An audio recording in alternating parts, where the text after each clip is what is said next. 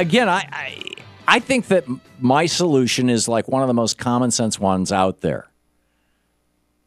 And that is universal registration of firearms. Now, I understand why the president doesn't want to go that far because, gun owners think that their guns are sacred objects.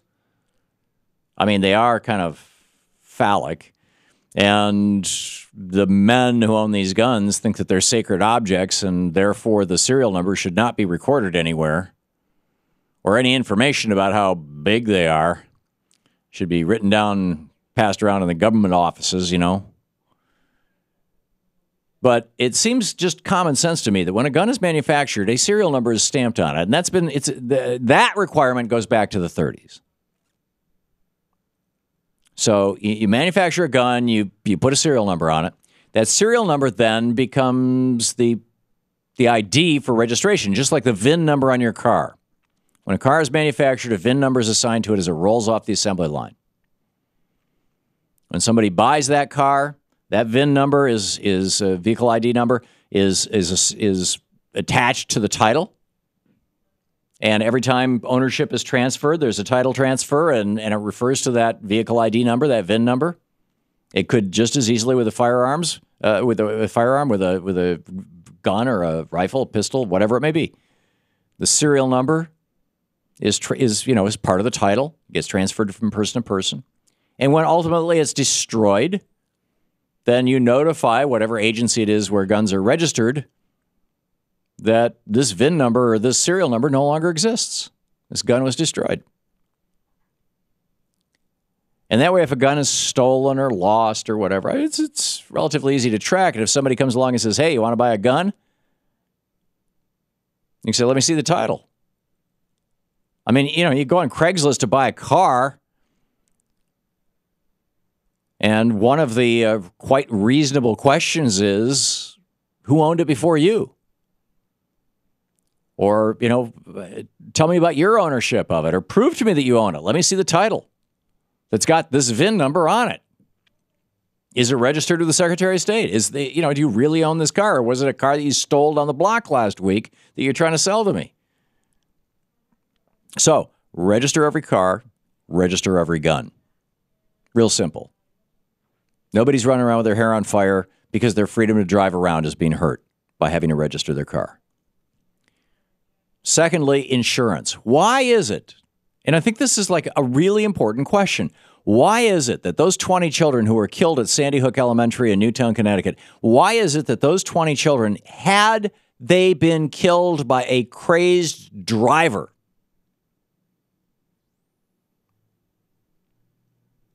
say they were walking out of the school bus, crossing the parking lot, and some guy driving a car, way too fast, comes and just plows down 20 of them, runs them over, knocks them down dead.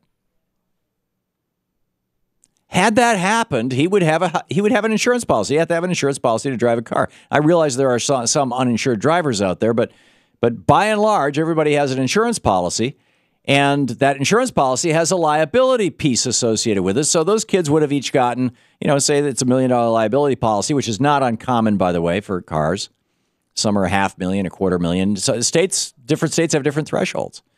But if it was $1 million liability policy for the driver, then the parents of each one of those dead kids would have gotten $1 million from the insurance company, which could help pay for the kind of therapy that families need when their kids are murdered, and could kind of keep them going and, they cover their living expenses for a year while the parents take time off to grieve. Why is it that if your child gets killed by a car, you get compensated by an insurance company, but if your child gets killed by a bullet, sorry, you're out of luck, and don't bother calling the NRA. So, number one, registration. Number two, insurance, universal insurance. If you own a gun, it has to be insured. You have to be insured. And number three, proof of proficiency. You're going to drive a car, you need a driver's license. Why? Because we want to make sure that people who are moving 6,000 pounds of steel around at 70 miles an hour actually know how to do it. That people are competent to drive.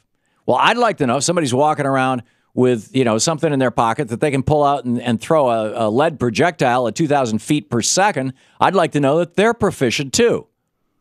That when they try to kill or hit or stop person A, they're not going to accidentally hit person B, which might be me.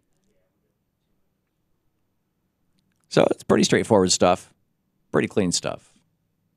But the president didn't go down that road. I predict within a decade, this is where we will be. And that it is entirely constitutional. That it does not violate your right to own a firearm. So, number one. So, anyhow, this is what President Obama said. President Obama also called out the opposition. Clip number 9. This is a good one. There will be pundits and politicians and special interest lobbyists publicly warning of a tyrannical, all-out assault on liberty. Not because that's true, but because they want to gin up fear or higher ratings or revenue for themselves. And behind the scenes, they'll do everything they can to block any common sense reform and make sure nothing changes whatsoever. There you go. So the question for the hour, who is going to stand up to the NRA? Now, I canceled my NRA membership several years ago when it became apparent to me that they were really operating in the interest of the gun manufacturers rather than their members. And yeah, they got 100,000 members since the Newtown shooting, but 100,000? We're a nation of over 300 million people. That's nothing. I mean, they only have 4 million members to begin with. It's like, why is anybody paying attention to them? Well, apparently they give a lot of money to politicians. Who's going to stand up to the NRA?